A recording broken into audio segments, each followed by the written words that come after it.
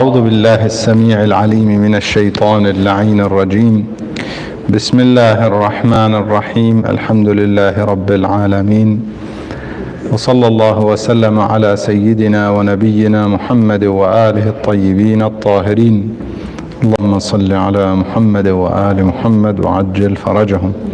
Mu'mineen and mu'minat, brothers and sisters, Assalamu alaikum wa rahmatullahi wa barakatuh. As we approach the holy month of Ramadan, we ask Allah subhanahu wa ta'ala to forgive us and accept us as His guests in this holy month. Last week we started some rules regarding fasting. We had a discussion as we try and cover some Islamic jurisprudence or Islamic law and rules on Friday nights. Last week was regarding the rules of, or some of the rules of fasting, and inshallah tonight we'll cover some of the rules of fasting as well.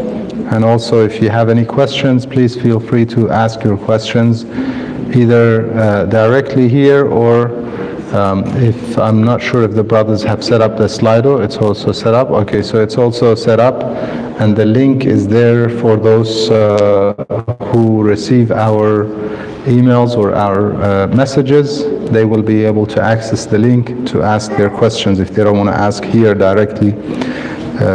Either way, inshallah. So tonight I want to cover the rules with regards to what are the things that void fasting, what we refer to in Arabic as al-muftarat, things that would make one no longer in the state of fasting. So the Sawm has its regulations or its restrictions. If you fulfill those, you are Sa'im, you are fasting, and if you don't, then you are Muftir. So the first and the second one are eating and drinking. Very basic, almost everybody knows. We said from the break of dawn, from the time of Fajr until the time of Maghrib, either by the sun setting below the horizon based on some opinion, or by the reflection of the sun disappearing from the east based on the majority of our scholars, based on obligatory precaution. So that is the time of fasting. During this time, one has to start with the intention, we said, of Sawm, and maintain that throughout the day until the time of Iftar. And they cannot obviously eat and drink. Eating and drinking is the main, or the main appearance of fasting, the thing that is very clear about fasting, that everybody is familiar with. And when we say no eating and drinking, meaning nothing goes into the stomach. Let's be very clear. Nothing goes into the stomach from the mouth during the time of fasting. Also by other means, food going into the stomach by other means as well, whichever way, whether it's medical thing or going into the blood based on the nutrition going into the blood based on the opinion of Ayatollah Sistani is okay. So nutrition going to the blood with using the IV or something is okay. Someone might say, but that's nutrition, that's hydration and nutrition. If somebody is unwell to the point that they need that, and they have it in their, they are being fed in their vein, and yet they decide that they want to maintain fasting in the sense that they don't want to put anything in the mouth, by all means they can fast. Obviously, given that it's okay physically, physicians, doctors are not saying it's prohibited. So that is in terms of eating and drinking. What if something is in my mouth before the time of the Fajr, say you were eating and something remained in your mouth, between one's teeth, under the tongue, between the lip and the gum, wherever it may be, in the space of the mouth. It has not gone through the throat, the halq. It's still in the space of the mouth. It was there before the time of Fajr. Can I swallow it after Fajr? You cannot. Okay? So somebody might decide, I want to put some good nutritious, ma'joons type thing and keep it there until Dhuhr when I'm really starving, and then I swallow it. You cannot do that. Okay? So food that's in the mouth needs to be cleared after Fajr. It cannot be swallowed. So if I notice that something is in my mouth and it's Fajr, I have to clean it out. I cannot swallow it. If I intentionally swallow it, it voids the fasting. So is it mandatory that we floss and brush before Fajr? It's not. But if you don't, negligently, and afterwards you swallow something that's in the space of your mouth, it voids one's fast. So it's very important to make sure that we actually clean our mouth before Fajr. And for our health and hygiene and the oral hygiene, it's important to also floss and brush, make sure nothing is in the space of the mouth. That's clean. That's part of part of the hygiene of the mouth is to keep it empty completely, clean completely for a period of time. One of the problems of that dentists would tell you is to often be in the state of eating. If you're always eating, munching, that actually ruins, especially if you're taking things that have sugar and so on, that ruins the teeth and so on. It causes decay and problems. So it's important that we clean before Fajr. So if we do intentionally swallow something that has been in our mouth after Fajr, it voids fasting. Any questions on this, on eating and drinking? If there are none, we'll move on to the next one. Yeah, no questions. So this is pretty clear. Can I ask? If you don't ask, I will. Can I brush my teeth after the time of Fajr? Can I brush my teeth? So yes, you can put things in your mouth without swallowing them, so the restriction is swallowing into the stomach through basically the throat. Anything that is in the space of the mouth is okay. So you cannot swallow, but you can put it in your mouth. However, it is not recommended to rinse during the time of fasting. It's makruh. But sometimes some makruh gets removed with certain conditions, certain circumstances. So makruh is not haram. Okay, makruh is not recommended, but with certain circumstances it may be removed. For example, if somebody did not get the chance to clean and brush before Fajr, and now it's already Fajr, to make sure that they don't have anything left in their mouth, to go ahead and brush and so on, that is okay. That removes the karahiyah. It's important to also note, if you do rinse, you have to make sure none of the water is consumed. So you have to spit it out. And spit out more than the first time, because when you drink water, it mixes with your saliva and so on. So it's important to spit out more than once to make sure nothing is consumed, nothing goes into your stomach and into your system. So you can brush, but it's not recommended unless, as I said, you have circumstances. For instance, you want to avoid having anything in your mouth, between your teeth, and so on. Any questions on eating and drinking? What if something is now this is odd but important to also keep in mind. So let's say something goes through your nose. Do we all know that mouth and the nose are connected? Yeah? So eventually they're connected. Something you were, let's say some dust of the flour goes into your nose, okay? Am I allowed to swallow it? If it gets to the space of the halq or the throat, we have to spit it out. We cannot swallow it, okay? But if it's something that we could not control, it's a different story.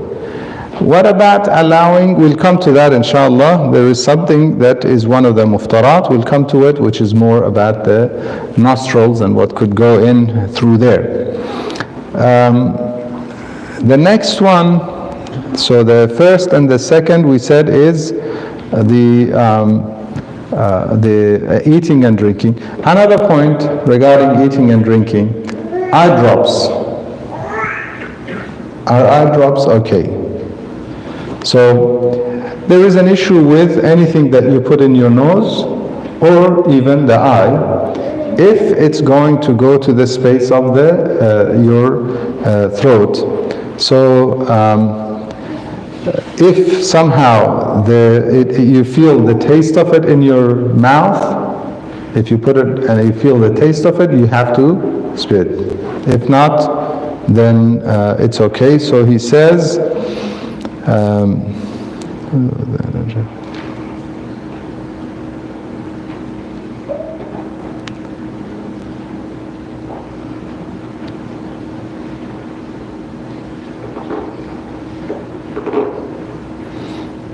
okay, so that's the first two issues. The next one is having, now here we have to also to be clear so no mistakes are made. We say la haya'a fi din, there's no shame or embarrassment when we're learning. So any kind of intimacy, intercourse between husband and wife, or none, God forbid, okay, haram or halal, any of that voids fasting. It's not touching, it has to be actual intimacy or intercourse, if just to be clear. Simple touching will not, unless it leads to not just arousal, but getting to the point of the climax, if you wish. So that is also one of the muftarat.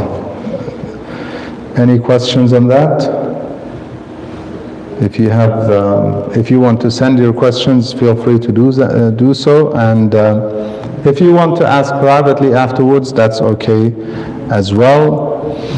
Sorry. Yes. Question about the sort of types of the eating and Yeah. Can you get a shot during the fasting? Yes.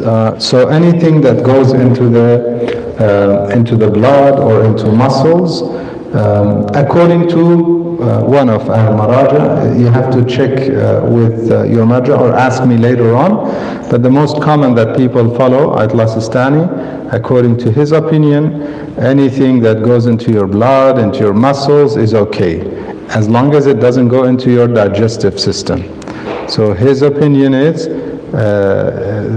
one of the akl or eating and drinking applies to going into the digestive system. So it goes to, if it goes to the blood or the muscle, it's fine. Yes. Can we taste without swallowing and rinse our mouth several times, spit several times? Yes. Can you taste food and not swallow? Yes, but when it comes to food tasting, sometimes you have the issue of certain minerals going to as soon as you put it in your mouth, it would stay. So rinsing afterwards is important. Now, this is a very important point for a mother or a lady who's cooking, or somebody who is in the position of cooking for the household. It is makruh to rinse, but for that purpose, it removes the karahiyah. So that makruh is removed because now you have circumstances. Like we said, with if one is fearful of food staying in their mouth, they have to rinse. So that removes it.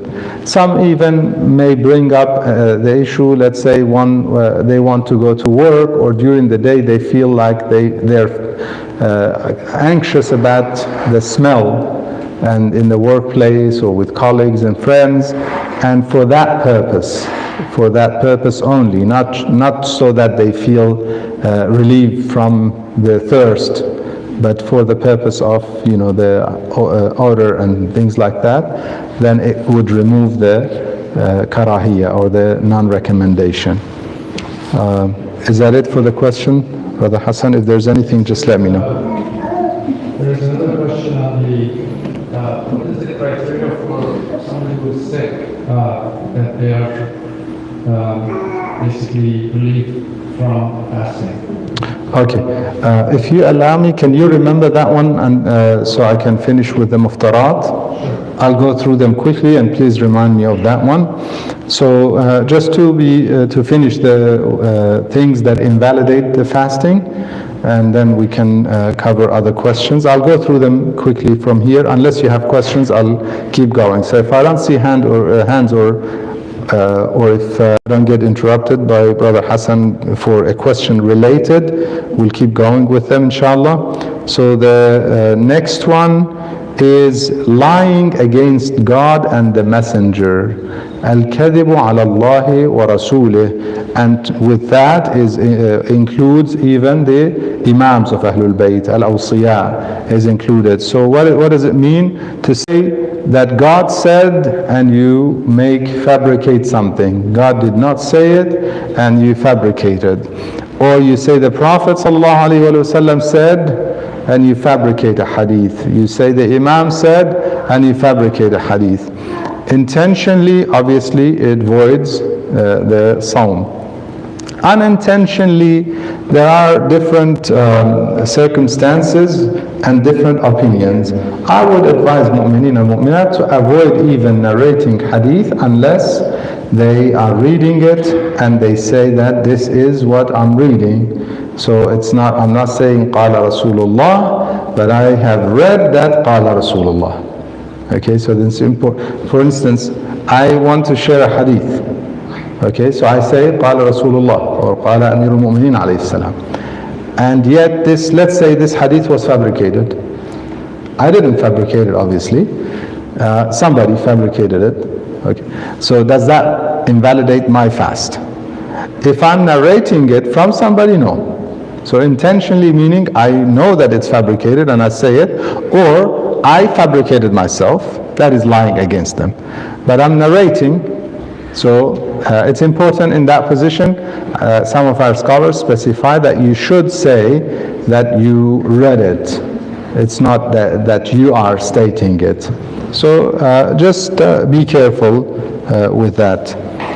Lying against God and the Messenger and the Imams of Ahlul Bayt is one of the muftarat. The next one, the general consensus of scholars on this one is that it's muftar. However, Ayatollah Sistani's fatwa on it is that it's makruh, but it's not muftar, which is when you submerge your head in the water.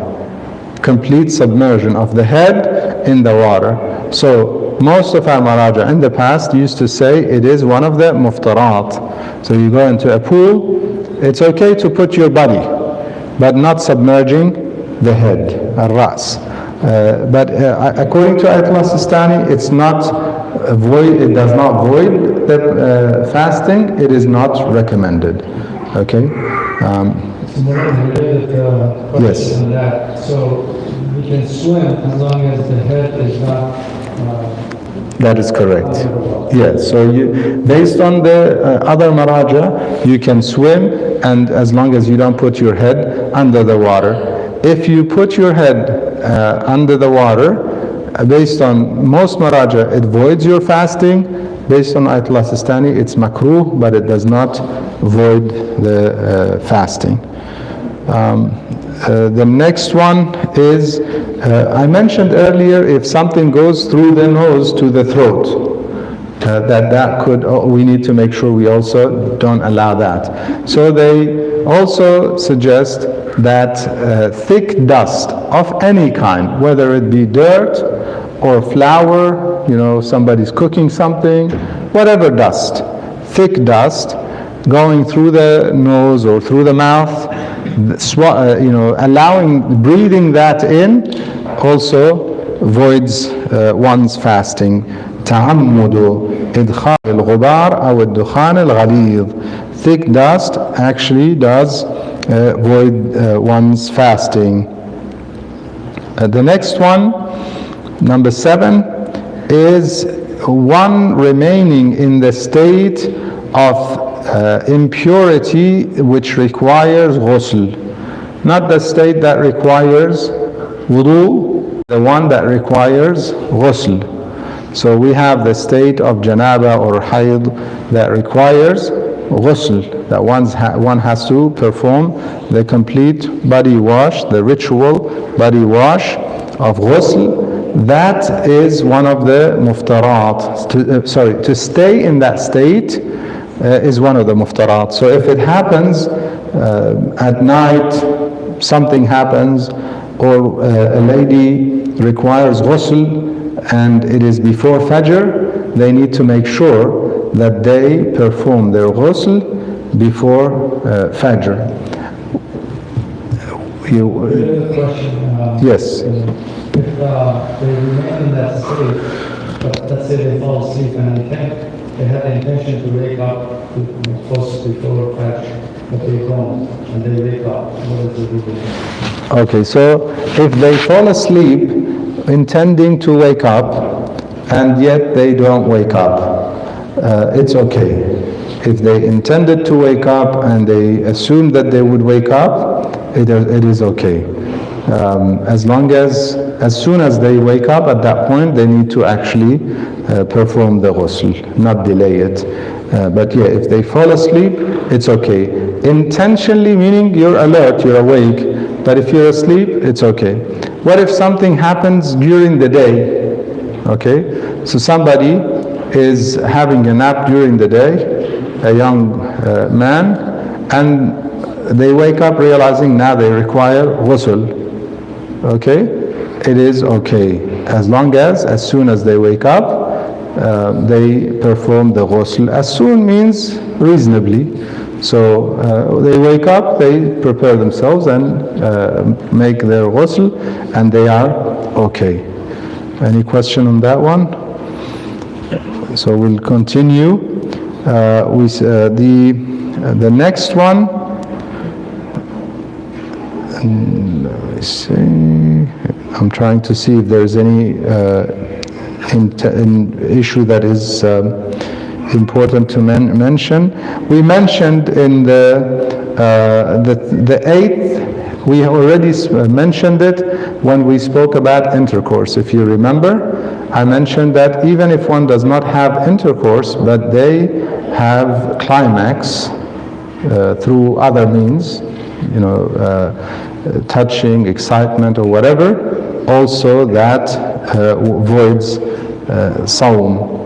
And if it's done intentionally during the month of Ramadan, it is considered as al-iftar muta'ammidan, intentional breaking of fast, which requires kafara.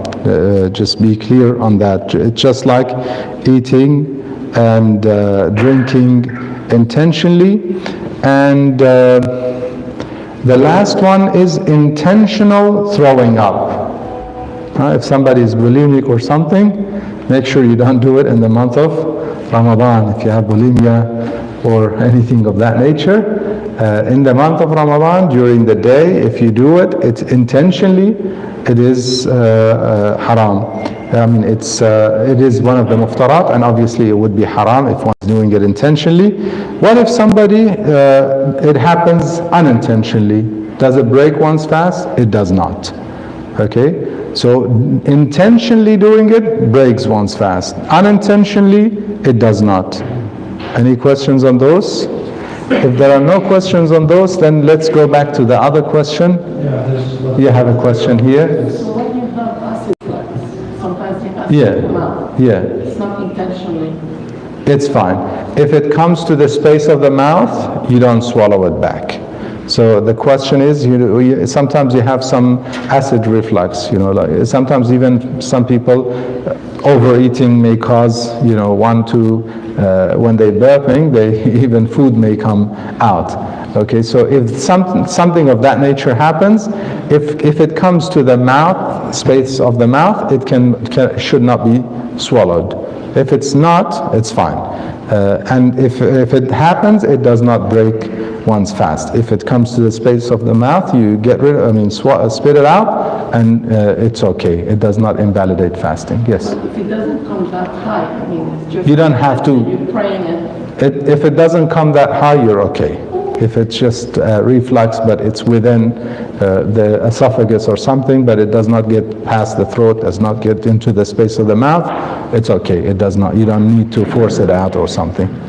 Yes? What about a dry heat? So sometimes, obviously, your stomach is empty, but Yeah. for some reason you have this reflex of vomiting, like then it comes out. Yeah, Is it's that fine. Okay. Yeah, it's fine. Yes. You had the question there, Brother Hassan, last question. Yes, sorry, the last question was, what is the criteria about sickness? Sickness, okay. So regarding things that may put one in a position which makes it difficult to fast, whether it be sickness, I want to mention this one, or nursing mothers, or a pregnant lady, okay? Some think as soon as we are nursing, you're exempt. Not necessarily. Something as soon as one is pregnant, exempt from fasting. Not necessarily. If they are unwell, or nursing, or pregnant, and it affects them in a way that they're unable to fast, or they fear that there is harm to the child. If it's because some people say nursing mother, as soon as they fast, it's going to affect the child. From not my personal experience with people I know, not me personally as in nursing, but with people I am familiar with, family members and so on, I know it has not affected them. So it's not automatic that as soon as you're nursing, or as soon as you're pregnant, or as soon as you're sick, that you automatically break your fast. No. If one is fearful for their own health, or the health of the child in that matter, then they're allowed to break their fast. If the doctor says to somebody, you're sick, you have to take medication, and otherwise, you are putting yourself in risk, at some level of risk, which is not acceptable by what we call uqala. An intellectual person would not take that kind of risk, then one will not fast.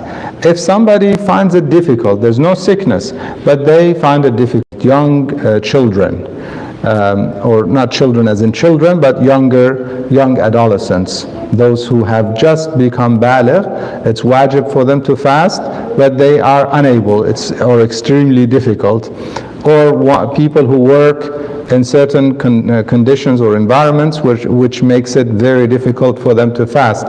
Do they automatically break their fast? No.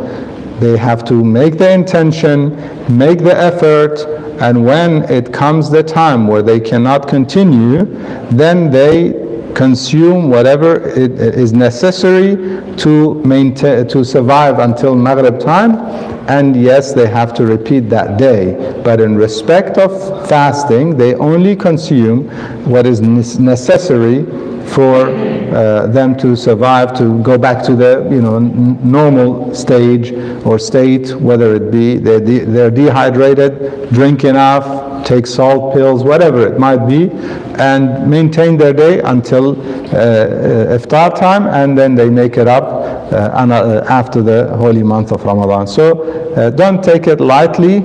Allah subhanahu wa ta'ala does say He wants ease for you, but that's after He explains that if one is in traveling or is unwell, so He mandated fasting, and then He said if somebody is sick or somebody is traveling, then they fast other days, فَعِدَّةٌ مِّنْ أَيَّامٍ أُخَرٍ. Then He says يُرِيدُ اللَّهُ بِكُمُ الْيُسْرَ وَلَا يُرِيدُ بِكُمُ الْعُسْرَ. So let's not start with يُرِيدُ اللَّهُ بِكُمُ الْيُسْرَ. Let's know the rules first and then go into يُرِيدُ اللَّهُ بِكُمُ الْيُسْرَ. وَالْحَمْدُ لِلَّهِ رَبِّ الْعَالَمِينَ وصلى الله وسلم على سيدنا محمد وآله الطيبين الطاهرين. اللهم صل على محمد وآل محمد وعجل فرجهم. We're going to, inshallah, start with